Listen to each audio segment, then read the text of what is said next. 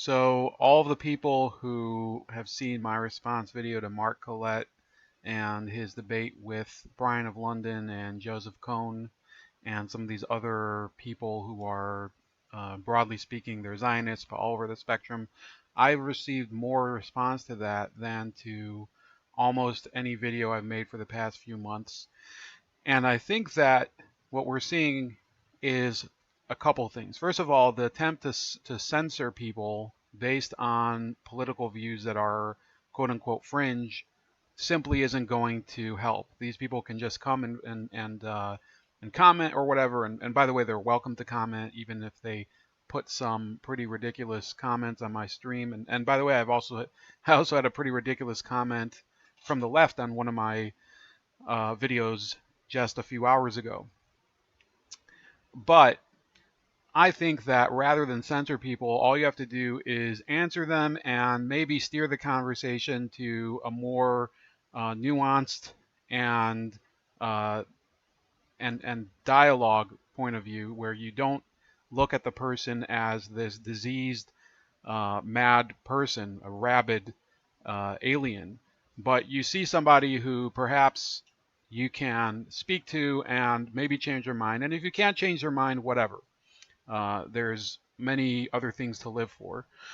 So I looked at these comments. Some of them are pretty awful, and they don't really look like they want to debate anything. And then there's other ones that are better, but we'll get through the ones that are dumber first. So KG Wu just put a gas dispenser icon over here.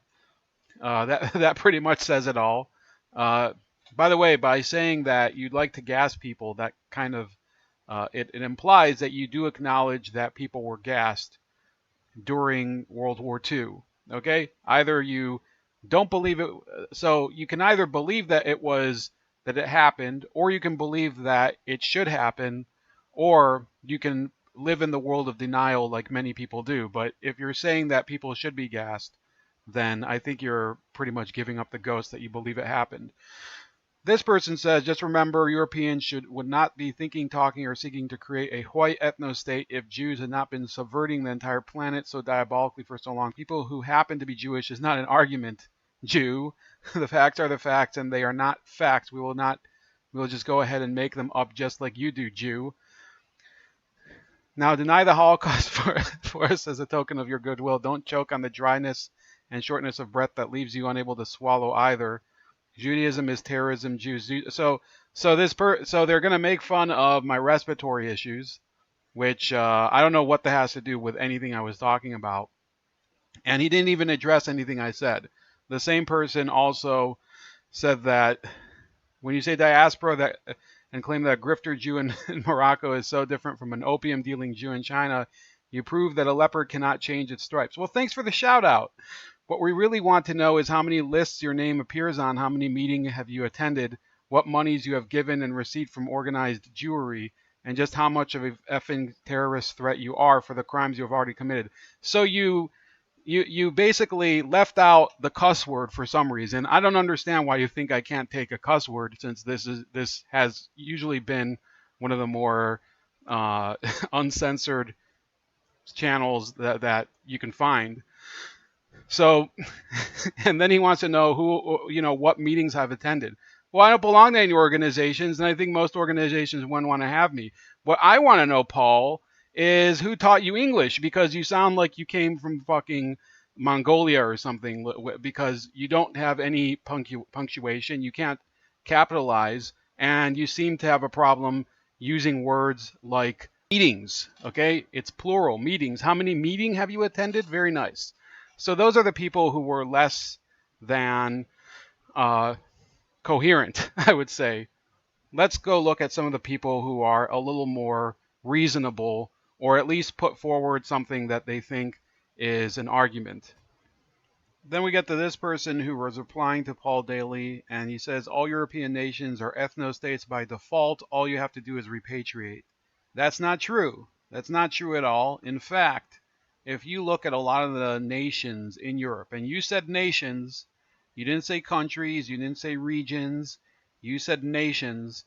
a lot of them, not all of them, but a lot of them happen to be amalgamations of different ethnic groups. So you look at Spain, and so some of these are dialects. Gallego or Galician is a dialect of Spanish. And then some of these are not dialects, but let's go through the dialects first. There's Galician, there's Asturian, there's Aragonese, and then there's regular Castilian, which is the major Spanish variant, and then you have a bunch of local dialects. Okay, but then here on the east end you have Catalan, which is basically it's a different language. It is Latin, and they're trying to separate from Spain. As we are speaking, the Catalans don't want to be part of Spain. In fact, they're probably the least. They're a nationalist group, but they were what I would call left-wing nationalists, and they're trying to form their own country. Then you have the Basques, or the Bascos, as they're called in Spanish. That language isn't anything like Spain, but yet Spain tries to hold all of these groups together into one amalgamation. But they are not an ethno-state. You can't say that a country with several different dialects of the same language, plus other zones that are not even related in dialect, or that they're a completely different language, but they happen to be also a Romance language. You can't say that that's one ethnicity, because they're not saying it. The fact that people who are from outside of Spain, they want to mesh everyone together because they happen to be European and therefore white, that doesn't make it so for the people actually living there. Then you go to the UK, which of course is divided between England, Wales, Scotland, and Northern Ireland. And the division is pretty easy to understand. Welsh, is a Celtic language. English is an Anglo-Saxon / Latin language. Two different things. They will never be the same ethno-state. Scotland is a different state. Scottish people speak either Scots, which is a little similar to English, or Gaelic, which is completely different. Some of them, obviously, most of them speak functioning British English, but you get the point. And then you have Northern Ireland. Half of the people there identify as part of the British realm, part of the United Kingdom, and half of them don't want to be part of the British realm at all. They want to be part of Ireland. So how do you make sense of that? It's literally the most ridiculous thing to claim that the UK, which is the nation, that's what your comment said, nations, is an ethno-state, or would be an ethno-state. It just isn't true. The last example, responding to this comment, is Belgium, which is probably the most ridiculous one. Now, Belgium is a kingdom, and Belgium also happens to be a kingdom made up of 2 to 3 different ethnic groups that don't really get along. So you can see all of the, peach color up here are the Flemings, who speak Dutch, and all of the in the sea green down here, they seem to be speaking French. And then you have some Germans over here in the east. So this is a nation, okay, a nation of 3 different ethnic groups. In fact, there are, I think, 6 or 7 parliaments in Belgium. Parliament for the Flemish region. You have the parliament for the Flemish people. You have the parliament for the Walloon region. You have the parliament for the Walloon people. You have a parliament for the German region. You have a parliament for the German people. And you have the national parliament in Brussels. And on top of that, you have all of the EU institutions, which are mostly in either Brussels or Strasbourg, which is in France, which is a disputed part of France because a lot of the people there could be identified as German. So no, a lot of these countries are not ethno-states. Okay, if you want to create ethno-states, you would have to dissolve some of them. Okay, you would have to dissolve Belgium into 2 to 3 different ethno-states, or merge part of one into France, and then the rest of it into the Netherlands, and merge the other part into Germany. That would make it an ethno-state, which means it wouldn't exist anymore. Belgium would cease to exist. That would make it an ethno-state. So that's answering this comment about whether European nations are ethno-states by default. They aren't, and most of them haven't been. Some of them are. I would say, for example, Italy is close to being an ethno-state. Cyprus is close to being an ethno-state. That's something I was meaning to mention in the previous video on this topic, because there is a Greek Cyprus, which is an independent country, and then there's a separatist part, which is Turkish. So you could make a case that Cyprus is, but you couldn't make the case that any of the other examples that I cited are ethno-states. All right, the next person to comment was John Dinsky, who actually did throw a few accusations my way. So we're going to go through them in order of relevance and validity. The one that he posted that I think did have validity was that the NGO boating migrants into Greece is IsraAid, which is the Israeli foreign aid mission. Now, I did see that they do boat migrants into Greece at Lesbos. I haven't seen whether they are the biggest or not, so I'd have to find a source for that. How do you determine that? Is it the most boats? Is it the most money? I'd like to know that. The next one that I'd like to address was this one, claiming that the first mosque in the UK was also built by a Jew. So the person they're talking about is Gottfried Leitner. And indeed, it was built in 1889, and he was an Orientalist and linguist from Hungary, and he had served essentially as a servant of Queen Victoria in India. And the reason, and this is important, the reason that this mosque was built has nothing to do with immigration into Britain. It had to do with the fact that they founded an Oriental Institute for Muslim students and people who were serving the royal government at the time, who were living in Britain, and they would use the mosque when they're staying over in Woking. I think Woking is a part of London.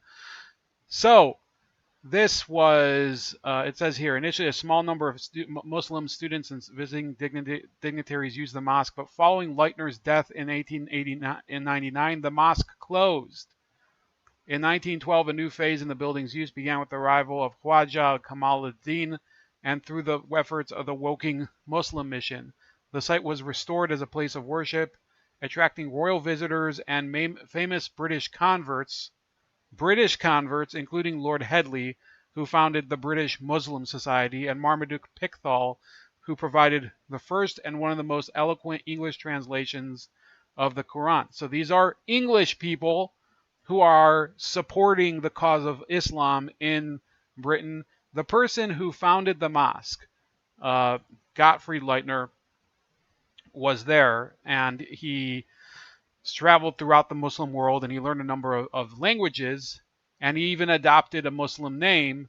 But the idea that because he happened to have been born of Jewish ancestry and he helped found a mosque that was used for a purpose, which was to educate people who were already going to school in the UK, that I think is a bit of a tangent, especially since the school closed in 1899 and the mosque had to be reopened later. So people want this to be an issue of the Jews and they're importing people into the UK. Let me understand this. The British decided in the 1700s to colonize parts of India, which is where most of these students were coming from, not from Arabia, not from North Africa, not from Syria, but from India. So the British colonized parts of that area. They started to impose the imperial system over there for the purpose of profiting who? The British Empire. Okay, and therefore people are surprised that in the 1800s, some of these Asian people who were living under the Queen's rule decided that they would come to Britain and get an education, which I believe was in something like Oriental literature, which has nothing to do with the Quran. It's more things like poetry, and I would get, it has said very little about actually studying Islam at this place. In fact, he started 6 journals in Sanskrit Arabic, English, and Urdu. So Sanskrit is not the language of Islam. It's actually the ancient language of India. So some of these people, they want this to be all about the Jews importing Islam. Well, are you going to open it up now and say that importing these people who have, many of them didn't even have anything to do with Islam, that is the reason that he started this whole thing? No. The fact of the matter is that at the time, India, with one of the largest Muslim populations in the world, India at the time included Pakistan, was a colony of the British, and therefore some of the people there would study in the United Kingdom.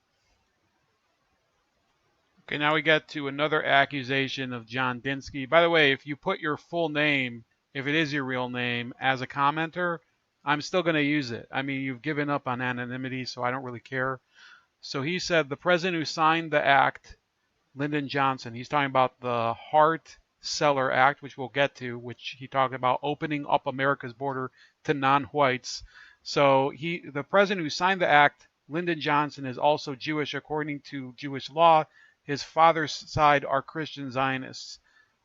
So I researched this, and he's got it kind of backwards. Okay, so according to this article, which is by some sort of I think it's a New Jersey area Jewish publication. So it goes through a lot of his personal views and stuff like that.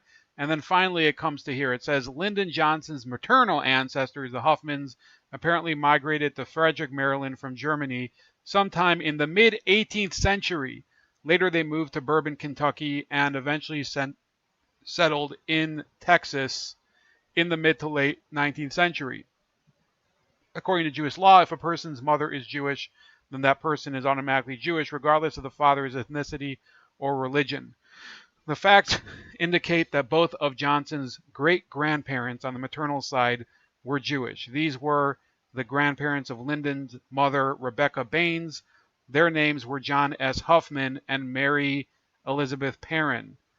John Huffman's mother was Suzanne Ament, a common Jewish name. Okay? So they are making this broad leap 4 generations before Lyndon Johnson based on a common Jewish name. It also says Perrin is also a common Jewish name. If that's true, there's probably a lot of these people running around because Perrin is a pretty common name in parts of the U.S. Huffman and Perrin had a daughter, Ruth Ament Huffman, who married Joseph Baines, and together they had a daughter, Rebecca Baines, Lyndon Johnson's mother. The line of Jewish mothers can be traced back 3 generations in Lyndon Johnson's family tree. There is little doubt that he was Jewish. Well, first of all, they're going at this based on the family name. There happen to be a number of family names that could go either way. For example, there is Gutman. Gutman with 2 N's often means that you're German. Gutman with 1 N, for whatever reason, seems to be a more Jewish name. There are names like Rosenberg that, for whatever reason, there's a lot of Jews named Rosenberg. There also happen to be a number of non-Jews that are named Rosenberg, such as Alfred Rosenberg, who was one of Hitler's cabinet members. So all of these are kind of assuming that the people that he's talking about are indeed Jewish. But let's say that they are. The truth of the matter is that you're talking about several generations removed from practicing of Judaism. You can make the argument, and this is something that is kind of a huge sticking point between people who are racial, I would say racial theorists, and people who have this appreciation for the way people actually live their lives. It's 4 generations removed. There's no evidence that Lyndon Johnson actually practiced any form of Judaism. This article goes into some of his relatives that were, I guess, fostering some of his pro-Jewish opinions. Those people were actually, I believe, members of a number of Christian organizations or churches. And then in Lyndon Johnson's presidential library, it says, President Johnson was a member of the Christian Church, also called the Disciples of Christ. President Johnson was baptized in 1923 in the Pedernales River at a site approximately 7 miles downstream from the LBJ Ranch while attending a summertime revival meeting of the First Christian Church of Johnson City. Johnson had been exposed to the preaching and teaching of his mother's Baptist congregation. However, he independently decided that the beliefs of the disciples were in accord with his own views, and on that basis he became and remained a member of the Disciples of Christ. The president considered the First Christian Church in Johnson City as his home church in Washington, D.C. He regarded the National City Christian Church as his home church, and he frequently worshiped there. President Johnson would frequently attend services at churches of different denominations. He would accompany Mrs. Johnson, who is Episcopalian, I think she's already dead, often worshiping at St. Mark's Episcopal Church in Washington, D.C. He would also attend the Mass at Catholic Church. So there's no evidence, despite all of the would-be family ties that Johnson would have to Jews, they were several generations back, and they don't seem to have actually impacted his religious life. Maybe they impacted based on some of his opinions that he received from people around him, some of his political views or some of his social views, but he was through and through a member of a Christian church his entire life, and therefore I think that that is a non sequitur, and people who bring this up are kind of making, they're shoehorning things into the debate that don't really make any difference. Another issue that people often bring up is George Soros. So this is, again, a point that I brought up, is that either you think that all of the Jews are part of the same movement and they all believe in the same thing, which is something that you could easily prove is wrong, or you acknowledge that people have nuance and that different people believe in different things, and therefore you should treat them as individuals. And that's where I fall on the spectrum. So the electronic intifada, okay, if you want to talk about divisions, actually says Netanyahu advisors hatched anti-Semitic conspiracy against George Soros. So they are claiming electronic intifada, the most well-known online pro-Palestinian webpage, are claiming that Benjamin Netanyahu is an anti-Semite for conspiring with Viktor Orban, who is what some would call an ethno-nationalist, in order to kick George Soros out of Hungary. It says Israeli leaders helped birth today's most notorious anti-Semitic conspiracy theory. That's the conclusion from recent reports about the origins of a right-wing plot against liberal Jewish billionaire George Soros. The demonization of Soros, often in overtly anti-Semitic terms, has become a leading theme of the international right in recent years, and two of Israeli Prime Minister's key advisors were responsible for it. And then it goes through here talking about electoral strategist George Birnbaum and his mentor Arthur Finkelstein originated the plot against Soros. Far-right websites like Breitbart typically describe Soros as a globalist. Well, he is a globalist, okay? A euphemism echoing Henry Ford's propaganda about the international Jew and later Nazi propaganda about a global Jewish conspiracy against the German and master race. So what they're saying here is that Benjamin Netanyahu, the prime minister of Israel, who is he's the chimera of all of the anti-Zionists around the world, they're claiming that he's anti-Semitic because he's against globalism. Birnbaum and Finkelstein were first introduced to Hungarian Prime Minister Viktor Orban by Netanyahu. According to the interview, the plot's origins go back to 2008, when Orban decided to seek re-election after some years in opposition. Soros, a Hungarian-born American, was only 14 when Nazi Germany surrendered in 1945. He and his family only survived the Holocaust by disguising their Jewish roots. He later made his fortune speculating on financial markets.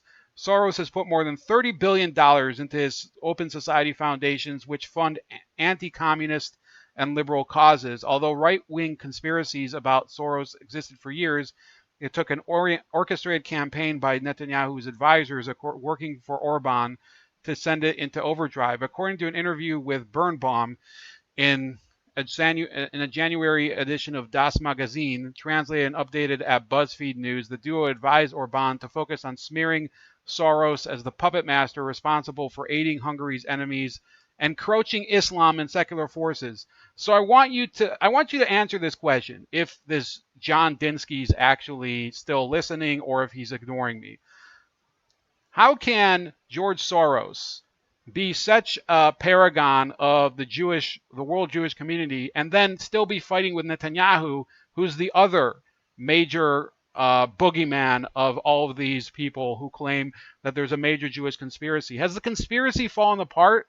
I want an actual explanation. I don't want to hear more of this stuff that you post with no links and just accusations. The last issue that John Dinsky brings up, and I'm using this to show just how ridiculous these people are that are commenting on my videos, was to bring up that it was a Jew, Philip Hart, who opened up America's borders to non-whites. Well, if you look at John Hart's biography on the biographical directory of the United States Congress, Philip Aloysius Hart, a senator from Michigan, born in Bryn Mawr, Montgomery County, Pennsylvania, December 10th, 1912, attended Waldron Academy and parochial schools.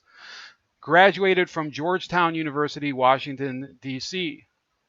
in 1934, and the University of Michigan Law School at Ann Arbor in 1937. So then it goes through all of his accomplishments. And then it says, interred in St. Anne's Catholic Cemetery, Mackinac Island, Michigan. And then you look even deeper and you find Waldron Mercy Academy, also in Philadelphia. And it says, Philip A. Hart, class of 1926. After graduating from Waldron Academy for Boys in 1926, Philip Hart attended West Catholic High School before studying at Georgetown University. So this is a person they picked. This, Philip, or let's see, John Dinsky picked him, of all people, to use as an example of Jews that supported immigration, because he was one of the authors of the Hart-Celler Act. And in fact, this person was a Catholic from his birth to his death, born to Irish immigrants, and he was as not Jewish as you can get. If this commenter, John Dinsky, had been a little smarter, he would have focused on the other person who was the author of the act, who was Emanuel Celler, who happened to have Jewish grandparents from Germany. So, look, I'll let you do the research since you're too dumb to actually pick the right person to go after, but I'll let you have a little spoiler. Celler also didn't live as a Jew. He was pretty much secularized at birth. There's no evidence of what religion he actually practiced as an adult. I know you guys don't care about that because you like to find at least one person that had Jewish ancestry, but you can't prove that anything that they said or did had anything to do with Judaism. So that's about it for John Dinsky's would-be examples. All right, I want to address the most coherent and best prepared commenter, Kus Jagara. And what he said was, even though I think Mark won this debate, your critique was fair. Thank you. The ethno-state aside, his points about a disproportionate amount of Jewish influence in flooding Europe and other white countries with migrants is correct. So then I responded and said, thanks for listening. I still disagree. I think it was because Rafi Bloom blew the debate. But anyway, he says, Mark won because he gave uncomfortable facts. We see a disproportionate amount of Jews campaigning for migrants. Here in Ireland, we had Alan Shatter, who opened our country to Nigeria and who banned Christmas symbology in military bases. I didn't know that. Ronit Lenton, who has lectured in colleges for years that we need to be outpopulated because European people are racist. When you see marches for open borders, Jews proudly call for mass immigration. You can't blame us for thinking the way we do. Well, I don't blame you for thinking what you do. Maybe it's because I see this as personal experience that people have.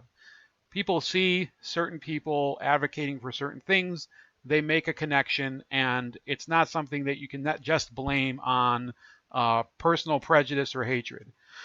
So I wrote back and I said, I'm not disputing that there are plenty of Jews that do support mass immigration, but you should also research their other political views because they often openly proclaim not only that they are not Zionists, but they are anti-Zionist. And this, by the way, not telling you whether to support Zionism or not. Okay, you can make your own decision. I'm not your dad. Just one of your examples, Ronit Lenton, who I'd never heard of, I found in a quick search is a major opponent of Israel. And indeed, if you go to her page, which is right here, it's called Free Radical, and it says, that's not who we are better than this, Israel, Palestine, and racism. And it says, from traces of racial exception, racializing Israeli settler colonialism. And it was published at Bloomsbury, which I think is in Britain. I think it's one of those feminist presses in 2018. And it starts out, it says, we stole the lands of another people, but that's not who we are. We are better than this. We expelled 800,000 of the owners of the land or made them flee. We renamed their villages and urban neighborhoods and settled our own people in them, but that's not who we are. We are better than this.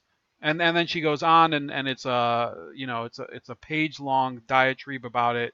And to read what she's talking about is it's pretty ridiculous to suppose that someone who is putting forward these opinions is, by virtue of the fact that she's Jewish, she's also both a Zionist and an open borders person. By her rhetoric, it's clear that she is an open borders person, and she would be pro-open borders for Israel and is probably an anti-Zionist.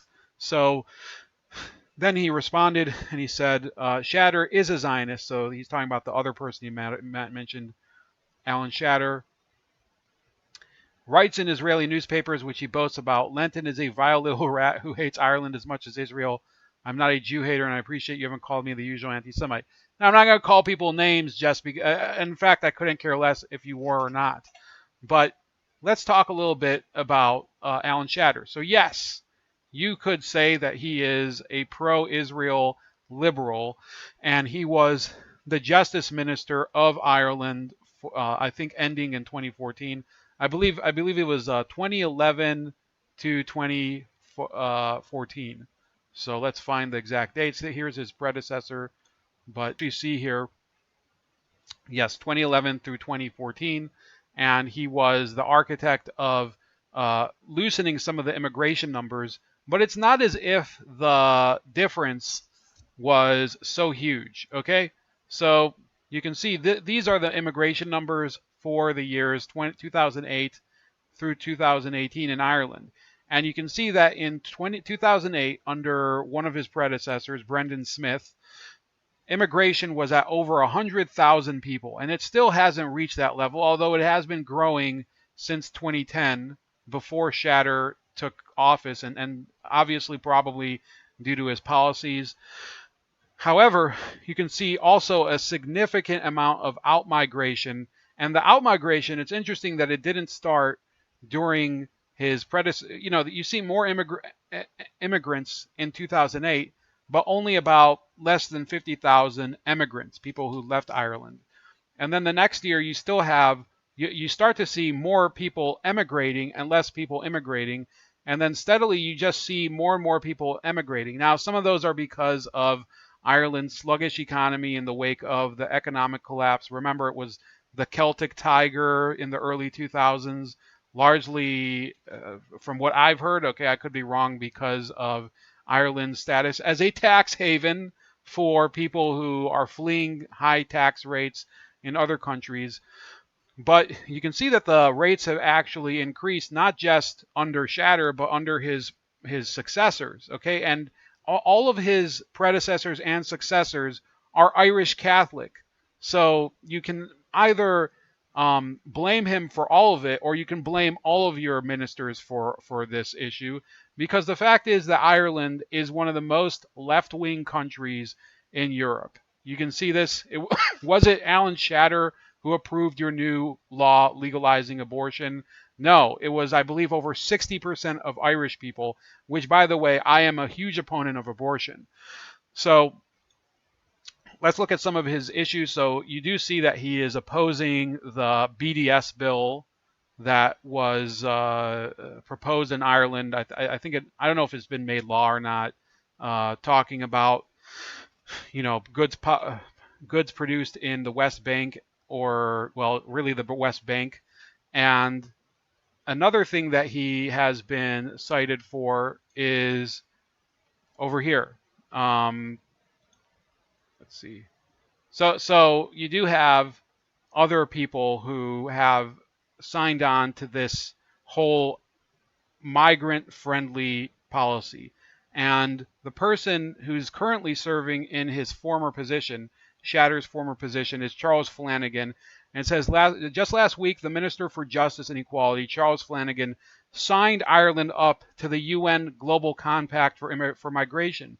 Speaking at the event, he noted Ireland's special understanding of the concept of migration and acknowledged migration is a global issue requiring global solutions.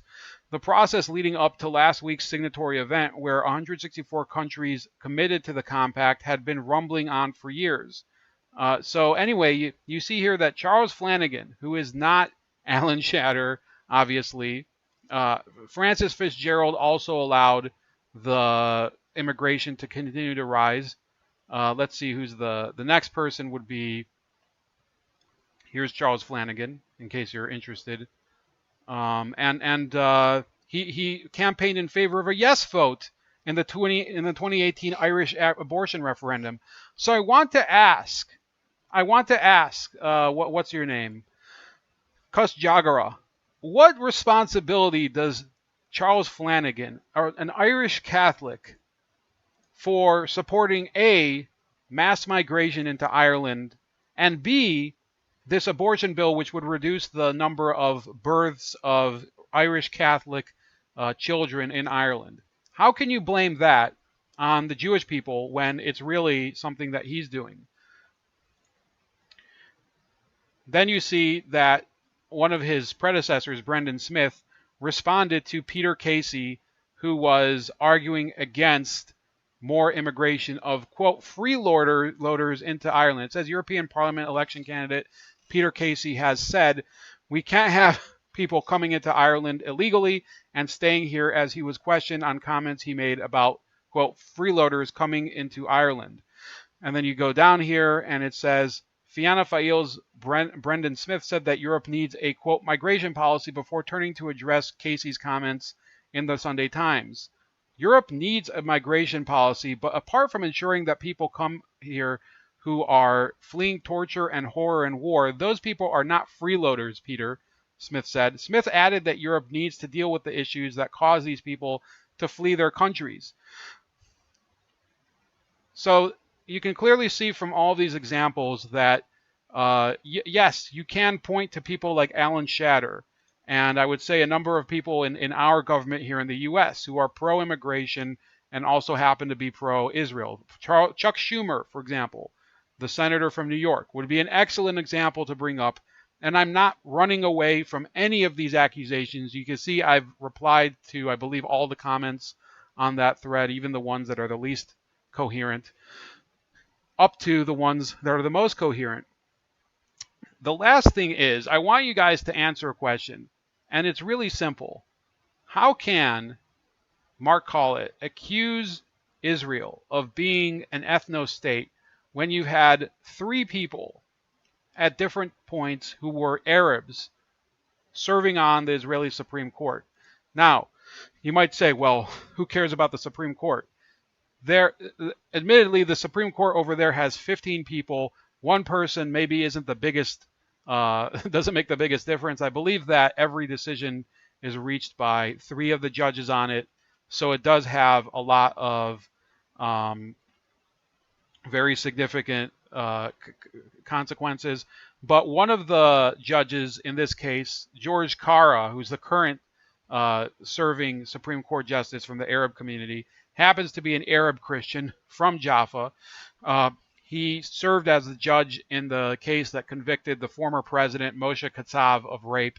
So you see here an Arab Israeli of Christian religion serving on the Supreme Court, convicting the Jewish former president of rape. I don't know how you can call that the makings of an ethno-state.